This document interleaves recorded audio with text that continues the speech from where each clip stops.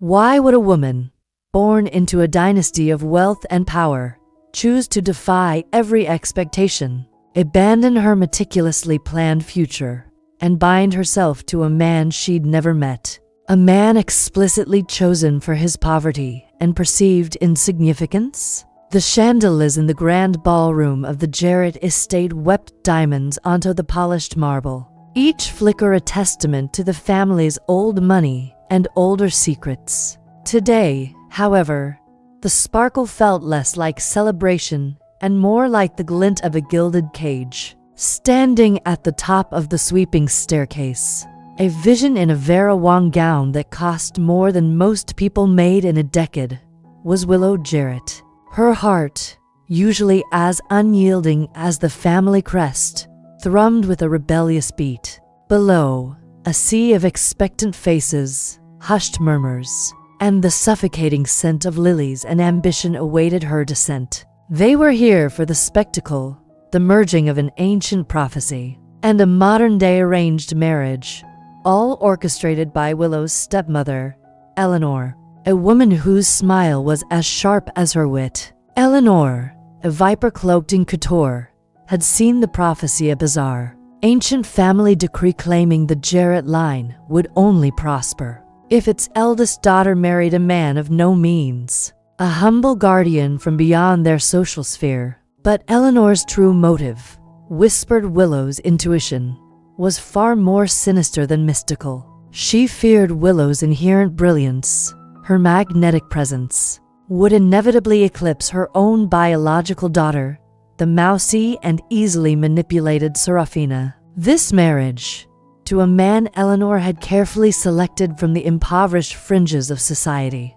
was meant to be Willow's social death sentence, a public humiliation designed to sideline her permanently. Yet, as the ethereal strains of the string quartet filled the air, a different kind of silence fell over the hall. It was the collective intake of breath when the bride, Willow, was supposed to appear at the top of the stairs, but didn't. Instead, a flurry of whispers turned into gasps, then outright exclamations. The grand doors at the rear of the ballroom, usually sealed for such an occasion, had been quietly, almost imperceptibly, left ajar, and through them, barely visible in the fading twilight, a fleeting shadow darted. It was Willow, her ivory gown a stark flag against the deepening dusk, a ghost fleeing her own wedding. Panic rippled through the esteemed guests. Eleanor, her perfectly coiffed blonde hair seemingly frozen in place, finally broke free from her shock, her voice a piercing shriek that cut through the genteel chaos. Find her now," she commanded, her carefully constructed facade crumbling into a mask of fury. The Jarrett security detail, a highly trained, discreet unit, sprang into action, but it was clear Willow had a head start. She was quick, resourceful, and utterly determined. The escape wasn't impulsive. It was a meticulously calculated maneuver. Days, weeks, she'd been planning, scouting exit routes, memorizing blind spots in the estate's extensive surveillance. This wasn't just a runaway bride. This was a strategic retreat. But Willow wasn't the only one who had vanished. Miles away, in the gritty, neon-lit labyrinth of the city's underbelly, Caleb Thorne, the supposed groom, the humble guardian, was making his own escape. His wedding attire, a rental suit that chafed against his skin, was discarded in a grimy alleyway, replaced by the familiar comfort of worn leather and dark denim. Caleb wasn't just a poor bodyguard.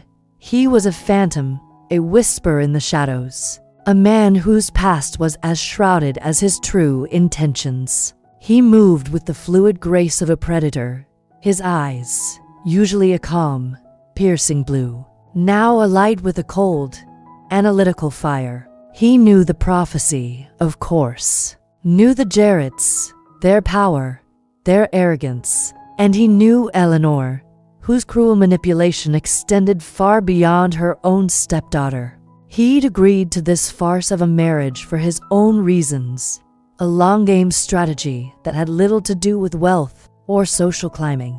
This arranged union was merely a stepping stone in a much larger, darker chess game he was playing. He had played his part, shown up, allowed himself to be paraded like a prize poodle for the Jarrett's twisted ritual. But the moment he saw his chance, he vanished, leaving behind nothing but a lingering scent of ozone and unanswered questions.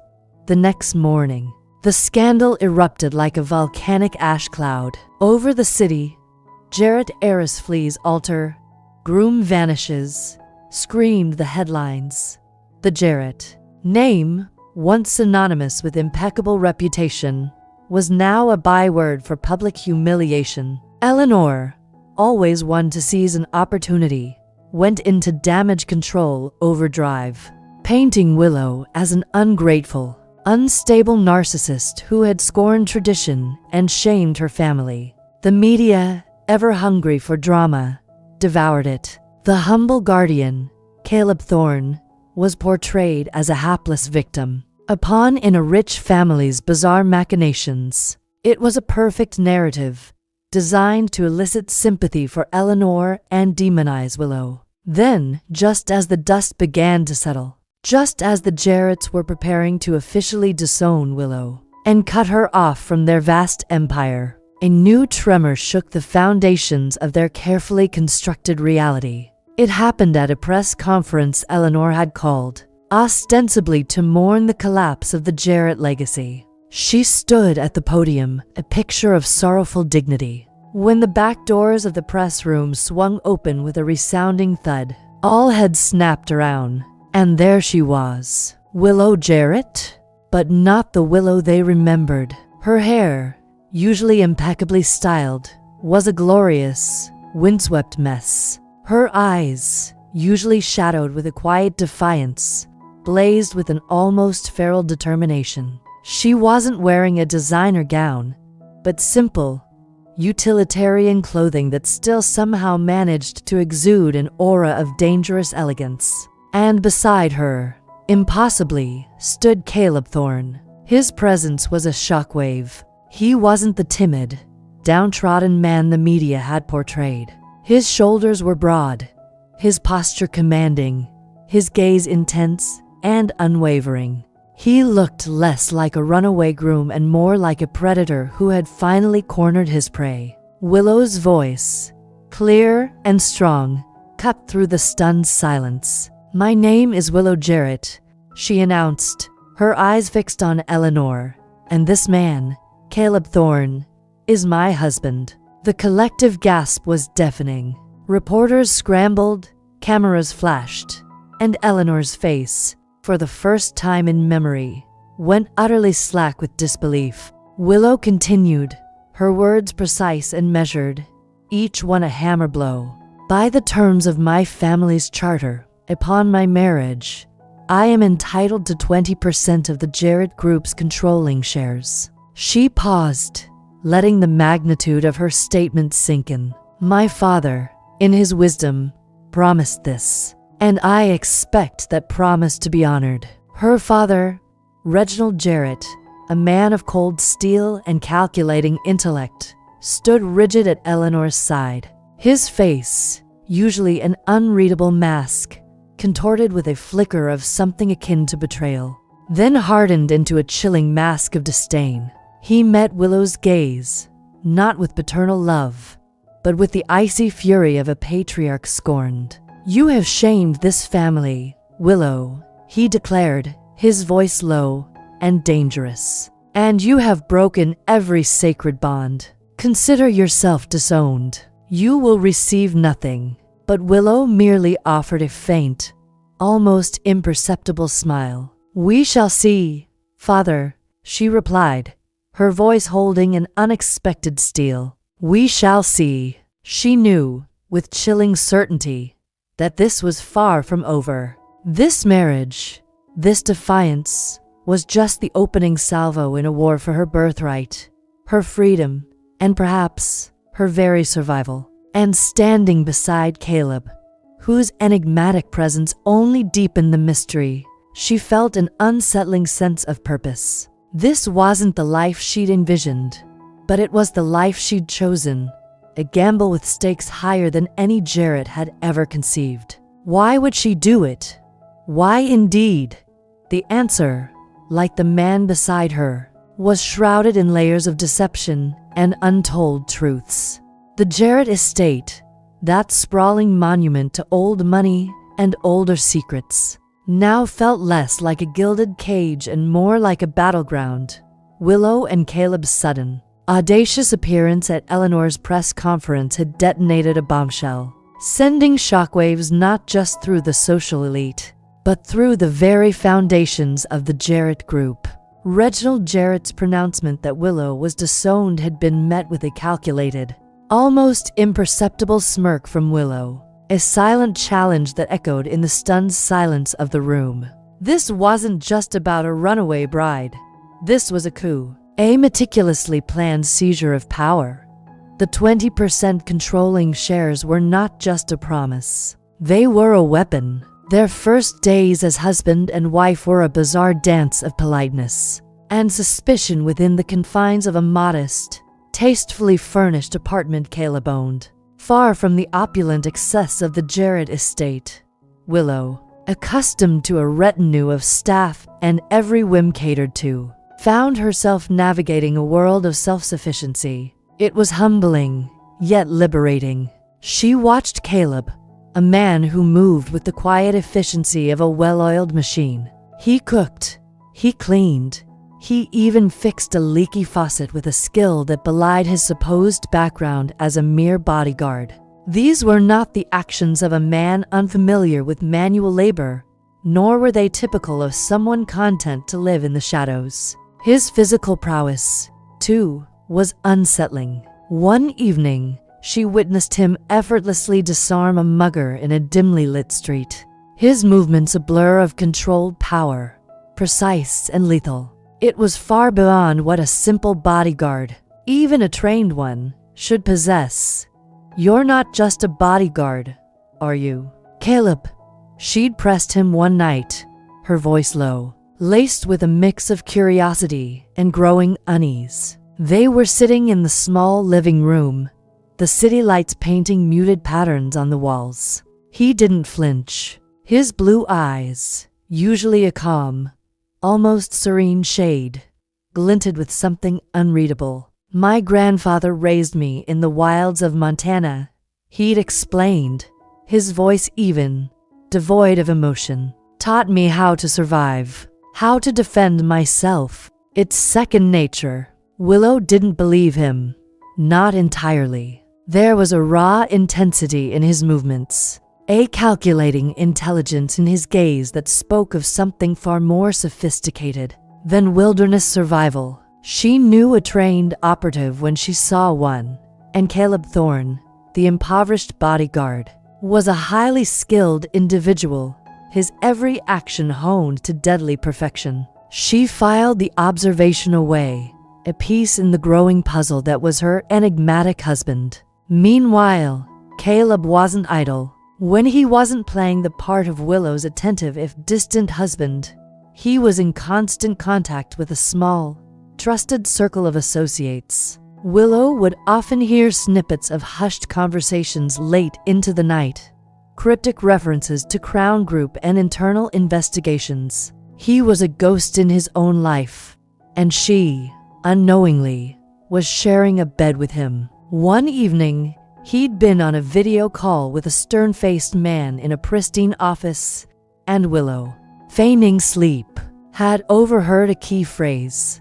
"The manhunt for my father's killer has yielded a new lead." A killer? His father?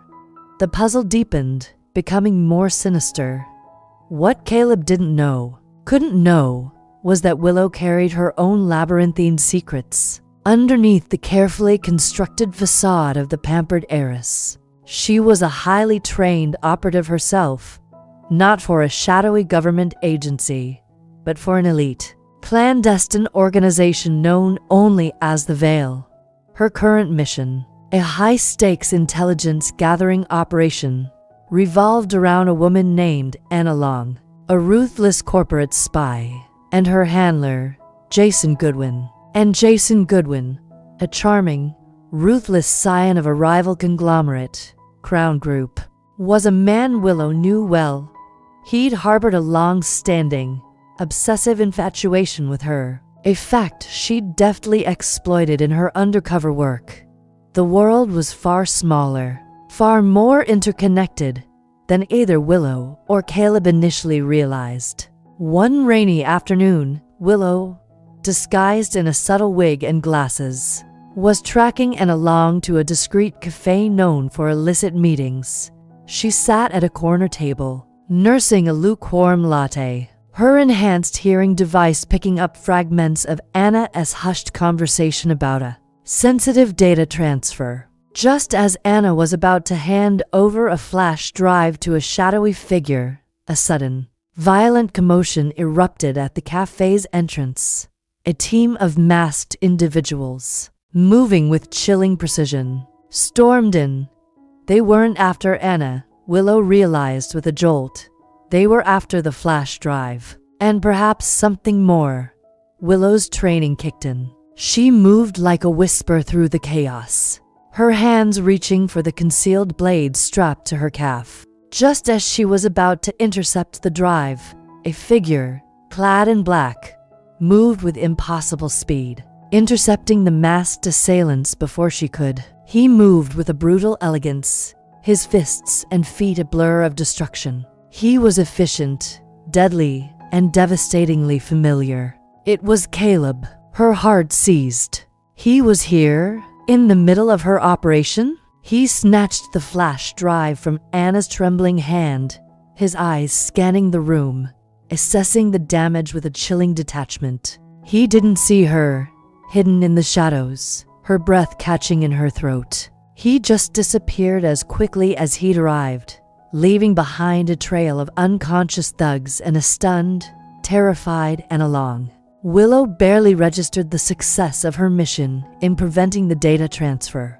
Her mind raced. Caleb wasn't just a former bodyguard, nor just some mysterious CEO. He was an active operative, and his methods, his targets, seemed to intersect with hers in ways that were far too coincidental. Was he working for a rival agency? Was he a double agent? A cold suspicion began to coil in her stomach. The man she had legally bound herself to, the man who shared her home, was not just a stranger, but potentially a dangerous unknown. She had sought a husband to escape one cage, only to find herself, perhaps stepping into another, more perilous one. The game, she realized with a chilling clarity, had just become infinitely more complicated. The rain-slicked streets of the city mirrored the turmoil within Willow. The encounter at the cafe, the sight of Caleb Thorne, her humble husband, moving with the lethal precision of a highly trained operative, had shattered any lingering illusion of his simple past. He was not just a CEO. He was a force, a hidden weapon, and their paths, once seemingly disparate, were now tangling in a dangerous, intricate web. The flash drive he'd snatched, containing sensitive data she was meant to intercept, was proof enough. He was playing a game, and she had no idea of the rules, or if she was even on the same side. Their interactions at home became a tense ballet of feigned normalcy. Willow, ever the strategist, honed her observation skills. She noticed the slight hesitation in Caleb's eyes when she mentioned certain corporate names, the way his hand instinctively went to his side, as if reaching for a phantom weapon, when a car backfired. He was a master of control, but she was a master of observation. The question that gnawed at her was, what was his endgame, and why had he chosen her? The arranged marriage, once a bizarre escape, now felt like a meticulously laid trap. One evening, while Caleb was out on one of his mysterious business meetings, Willow meticulously searched their apartment.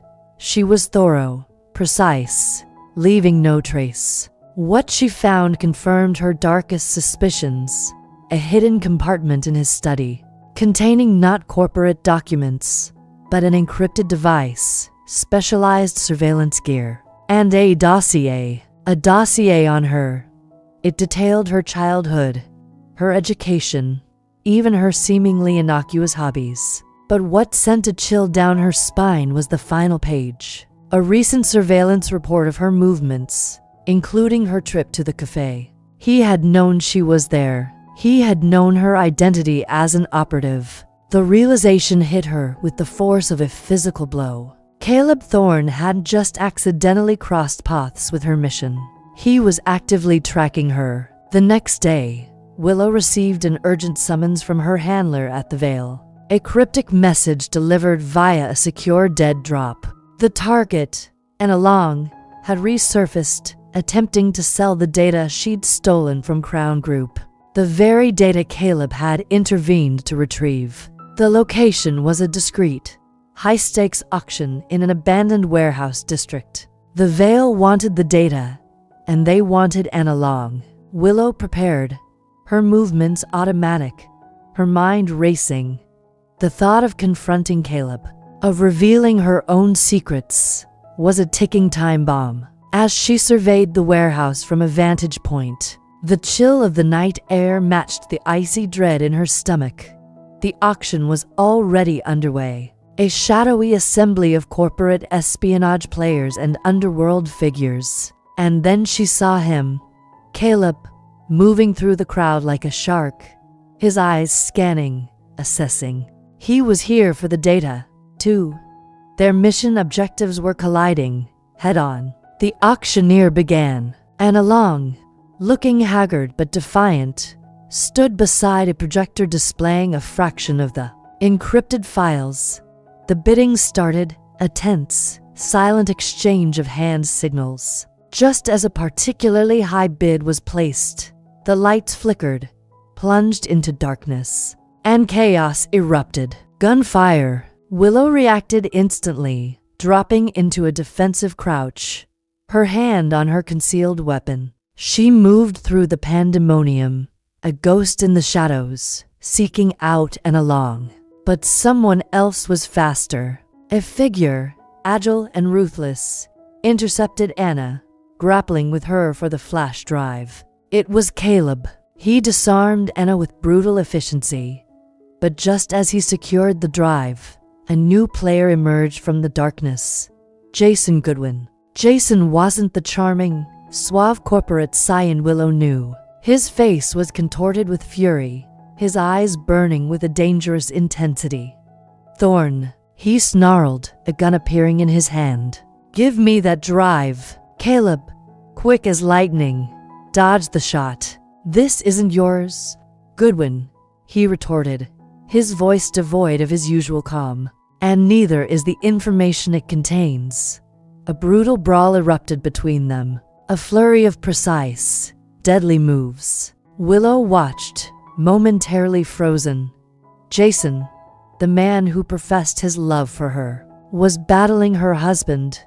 The lines blurred, alliances shattered. She knew Jason had a history of ruthless corporate tactics, but this level of violence was new. She had underestimated him, and she had clearly underestimated Caleb. In the midst of the escalating fight, Jason suddenly barked into a comlink. The old man knows everything, Thorne. Your grandfather.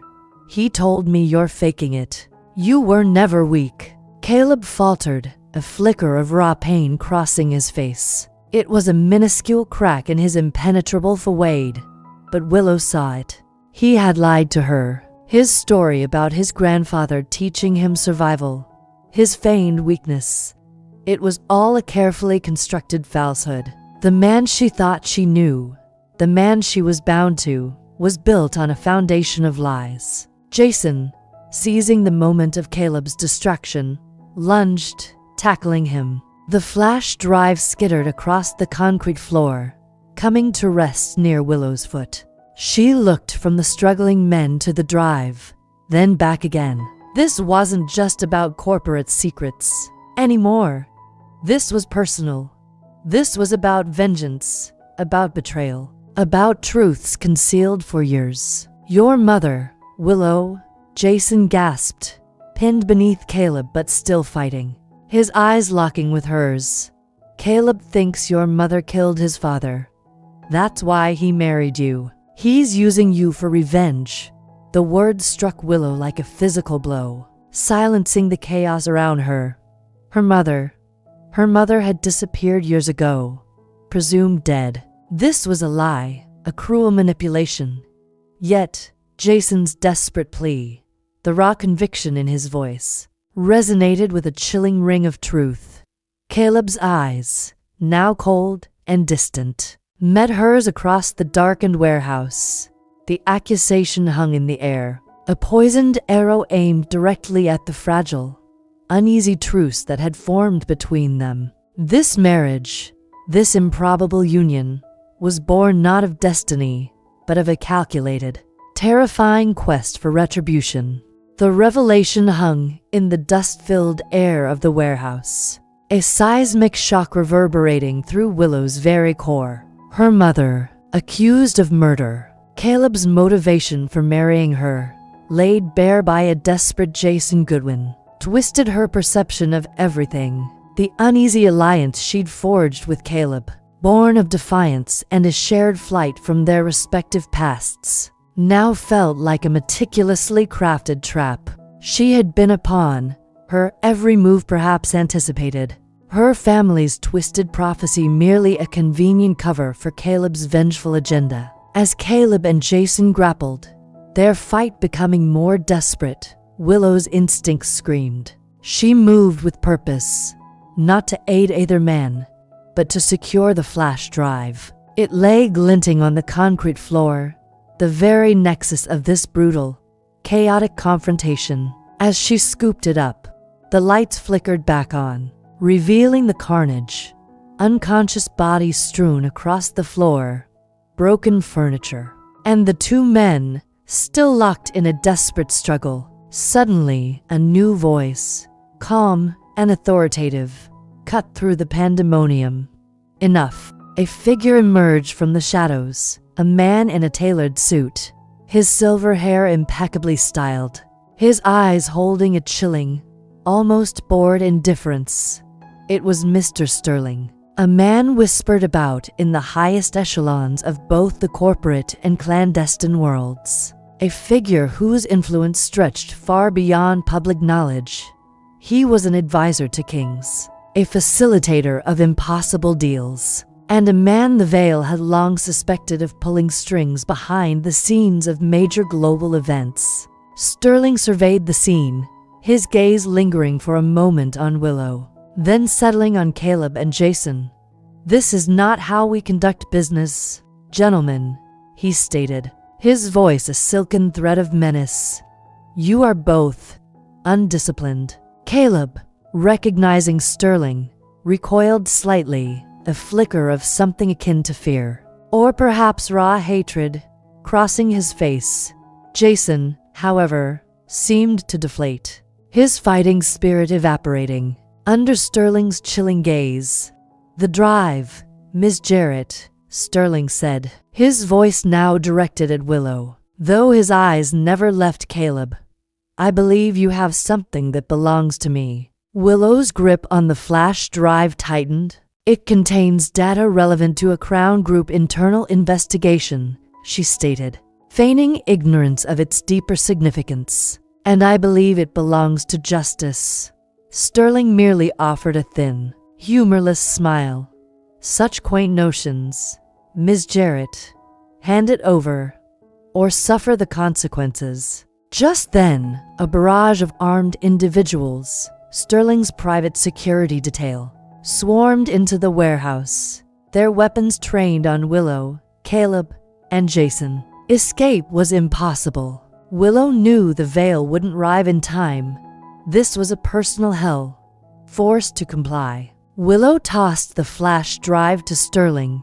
He caught it with practiced ease, his gaze still fixed on Caleb. "You have been a valuable asset, Mr. Thorne," Sterling said, his voice devoid of warmth. "But your personal vendetta has become inconvenient, and Mr.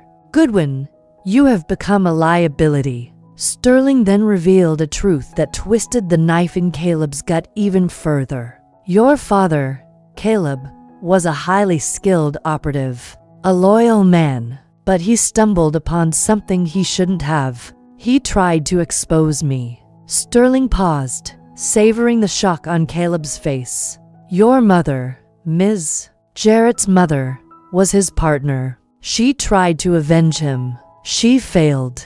And now, she lies in a coma, a consequence of her misplaced loyalty. The revelation hit Willow like a physical blow. Her mother wasn't dead. She was in a coma. Her fate intertwined with Caleb's father, all orchestrated by this chilling figure, Sterling. This wasn't about a simple arranged marriage or corporate espionage. This was a long game, multi-layered conspiracy, decades in the making. Sterling continued, his voice dripping with venom. I orchestrated your father's death, Caleb, and I made sure the blame fell squarely on Ms. Jarrett's mother. I needed you to hate her. I needed you to believe her family was responsible. And I needed you to marry Willow. A convenient union. A way to get close to the Jarrett Group's resources. And a way to manipulate you both into eliminating each other, should either of you become too troublesome. The sheer audacity, the cold-blooded calculation of it all, left Willow breathless. She and Caleb had been puppets, dancing on Sterling's strings, their lives dictated by his dark machinations, their runaway wedding, their unexpected alliance, their escalating suspicions of each other, all had been foreseen, perhaps even subtly guided, by Sterling's unseen hand. Sterling then turned to Jason Goodwin, who stood pale and trembling. And Jason, Sterling continued, his voice softer, but no less menacing. Your father, Mr. Goodwin Sr., has been a loyal partner, but your obsession with Ms. Jarrett has jeopardized operations. He has agreed to send you far away, permanently. Jason looked up, a silent plea in his eyes. But Sterling's men swiftly apprehended him, dragging him away, his protests muffled. The man who had once pursued Willow with such relentless passion was now a discarded tool, his own misguided affections used against him. Now, for the Jarrett Group, Sterling announced, turning his attention back to Willow and Caleb. With your father's failing health, Willow, and your recent escapades, the Jarrett Group is vulnerable, and with Caleb's connections in Crown Group, the acquisition will be seamless. He gestured to the flash drive in his hand. This data is merely the key to unlock the true prize. Both of your empires will soon be mine. He looked from Willow to Caleb, a predator gloating over his prey. You two, however, he said, a cruel glint in his eye, have proven to be rather resilient. A shame. It would have been cleaner if you'd simply destroyed each other. But I always have contingencies. Sterling's men closed in, their weapons raised. Willow glanced at Caleb. His face, usually a mask of control, was now etched with a desperate fury. The realization that they were both victims, manipulated by the same unseen hand, forged a new, undeniable bond between them. Their individual quests for truth and revenge had inadvertently led them to the same, terrifying enemy. And now, they faced a shared doom. The air in the warehouse crackled with lethal tension. Sterling's men, sleek and silent as shadows, advanced, their weapons unwavering. Willow and Caleb, two pawns in a master strategist's game, stood back to back, their eyes locked with the enemy. The shock of Sterling's revelations, the truth about their parents, the depths of his manipulation, had stripped away all previous animosity, leaving only a raw, desperate unity. They were no longer bride and reluctant groom, or suspicious operatives. They were comrades, facing a common, terrifying foe. You really think you've won, Sterling? Caleb's voice was low, laced with a simmering fury that Willow had never heard before. You underestimated us. Sterling merely chuckled, a dry, dismissive sound. Sentiment, Murray Thorne. It will be your undoing. But sentiment was precisely what fueled them now. The memory of her mother, not dead, but comatose, a victim of Sterling's ruthlessness, ignited a cold rage in Willow. Caleb, his face a mask of grim determination, clearly burned with a similar fire, finally knowing the truth about his father's murder. As Sterling gave a subtle nod, his men surged forward. The warehouse erupted into a maelstrom of controlled violence. Willow moved like quicksilver, a dancer of death, deflecting blows, disarming opponents with fluid grace, and using their own momentum against them. Her training with the Veil, honed in countless covert operations, was now a lifeline. She saw Caleb out of the corner of her eye, a blur of raw power and precision. He fought with a primal ferocity, his movements brutal yet incredibly efficient. Together, they were a devastating force, a symphony of coordinated chaos. They fought their way through the first wave of Sterling's men, the silence of their earlier movements replaced by the grunts of effort and the dull thuds of impact. Willow disarmed one, turning his own weapon on another, while Caleb delivered a crushing blow to a third. They were outnumbered, but they were skilled, and now they were fighting for something far more than just survival. They were fighting for justice, for their families, for the very essence of who they were. "We need to get to Sterling," Willow yelled, her voice strained but clear. Caleb nodded, his eyes scanning the perimeter. "He'll have an exit strategy." They pushed forward, a relentless tide against Sterling's organized resistance. Sterling, observing from a safe distance, his face impassive, began to bark orders into a comlink. More men converged, a fresh wave of obstacles. The fight intensified, the stakes escalating with every passing second. Willow took a glancing blow to her arm, but ignored the pain, her focus unwavering. Caleb took a hit to his ribs, grunting but not slowing. They finally broke through to a quieter section of the warehouse, where Sterling was making his calculated retreat towards a reinforced door. "This way," Caleb roared, leading the charge. As they cornered Sterling, he pulled a small, sleek device from his pocket, pressing a button. A low hum filled the air. "It's over," he stated, his voice devoid of panic. "The data is already secure, and this facility will be sanitized. Along with you two." Willow's eyes widened. "He's activating a self-destruct." They had mere minutes, but before Sterling could escape through the reinforced door, Willow lunged, a desperate, final surge of adrenaline.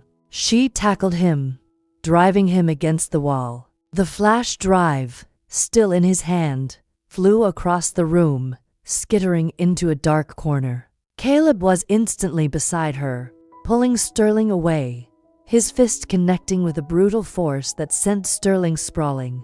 "The drive," Willow gasped, pointing. "We need the drive." Caleb didn't hesitate. Even as the alarms blared and the building began to groan, he sprinted towards where the drive had landed. Sterling, dazed but not defeated, scrambled for a hidden weapon, a small, silenced pistol. "You should have stayed disowned, Willow," he snarled, raising the gun. "And you, Thorne, should have stayed a pauper."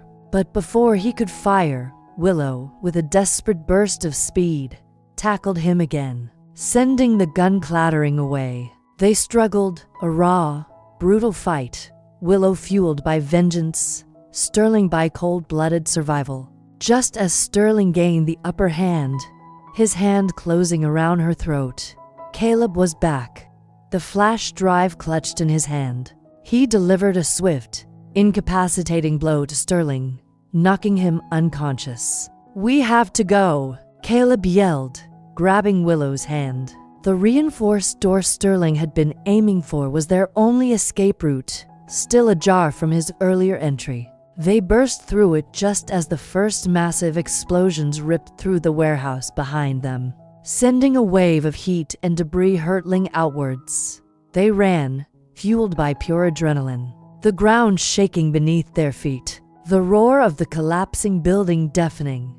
They didn't stop until they were miles away, safe in Caleb's nondescript apartment, the city lights a distant, shimmering haze. The flash drive was secured. Sterling was defeated, his empire of lies and manipulation exposed, at least for now. But the fight had changed them. The forced marriage had become a crucible, forging an unbreakable bond.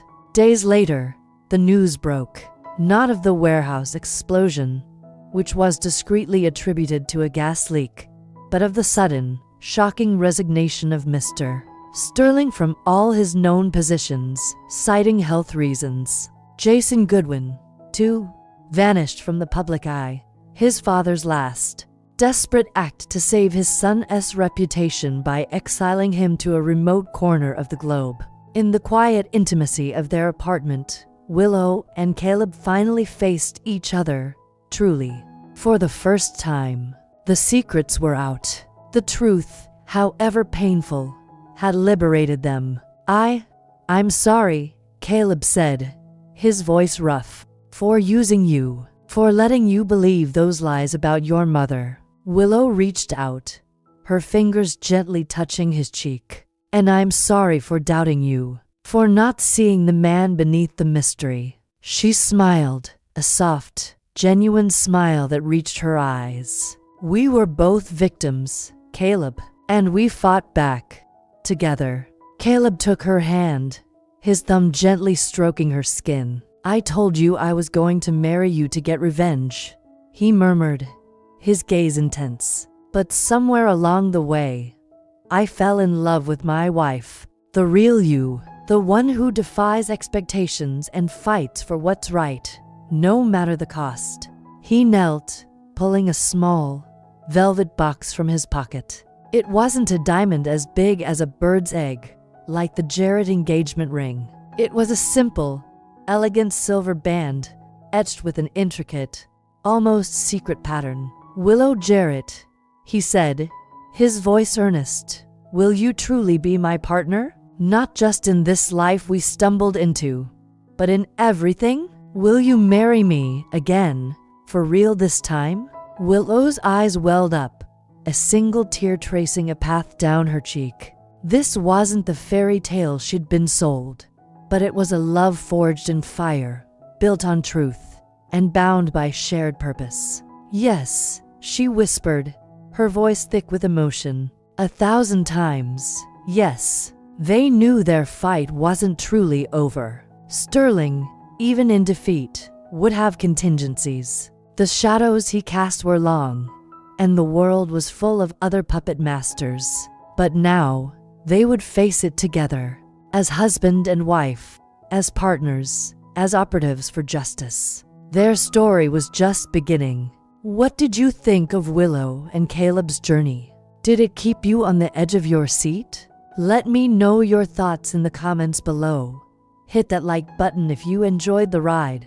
And don't forget to subscribe for more thrilling stories.